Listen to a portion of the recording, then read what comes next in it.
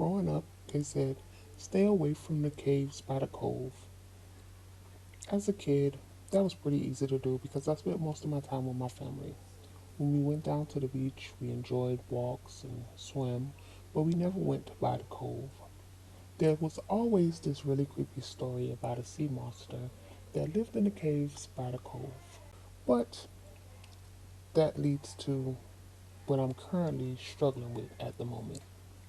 I'm currently stuck in the cave at the cove. I know. You would think, okay, you've been warned not to go there and that. As a teenager, I would listen to that even more. But I didn't.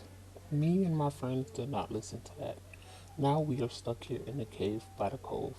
By stuck, I mean there is a wall of water that has risen up above the entrance to the cove and above the entrance to the cave. And we're stuck in here. Not only are we stuck in here, something came in here with us into the cave. So this all started with us out on the beach, partying, having a good time. And of course, we've been drinking and not being such great human beings.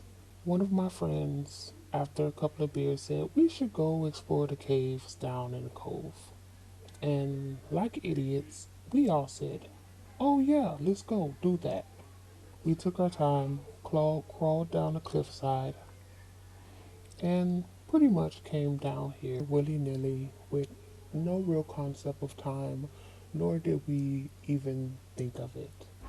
Once we got in the cave, it was really a neat sight.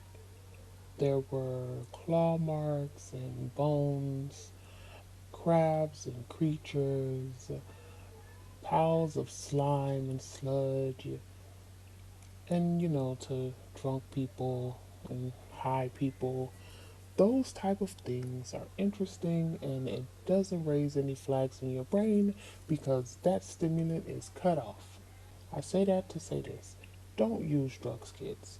It leads to stupid decisions. Anyways, so we're in here in the cave looking around, being quite nosy to be honest, looking at cave drawings and just pretty much wondering why every adult would tell us to stay away from the caves. It doesn't look dangerous, it doesn't look like anything harmful is in here, unless you count the green algae growing on the walls and, like, you know, the bones scattered everywhere. Now that I think about it, there are a lot of bones in here, and that should have raised red flags, but it didn't. So we were deep down further towards the back of the caves when we started to notice there was a lot more water starting to seep in and flow down this little river type thing that was in the middle. I wouldn't call it a chasm or a ravine, more like a stream. And the stream started to flow faster and faster. So, we looked up and pretty much said, hey, it's time to book it out of here.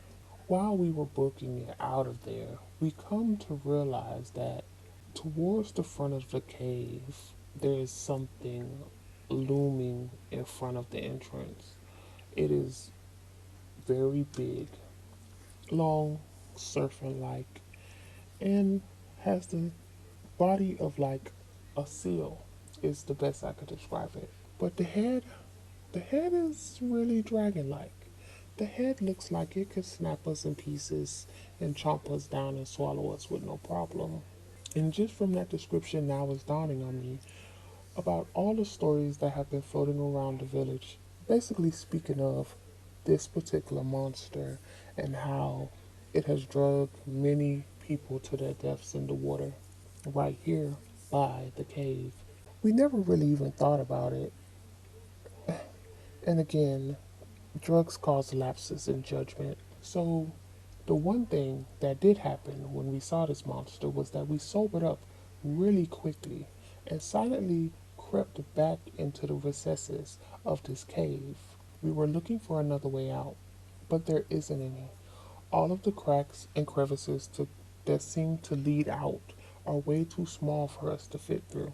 and the monster never came back to the further part of the cave. It is as if it came in here to sleep towards the front of the cave and finish eating the meal that it drug in with it. And by meal, I mean it drug in almost a baby whale. So hopefully it finishes it off quickly and removes it from the entrance so that we can escape. I have a sneaking suspicion that it's going to take a while for it to eat this whale, and we're going to be trapped here until that monster tries to leave again to go get its next meal.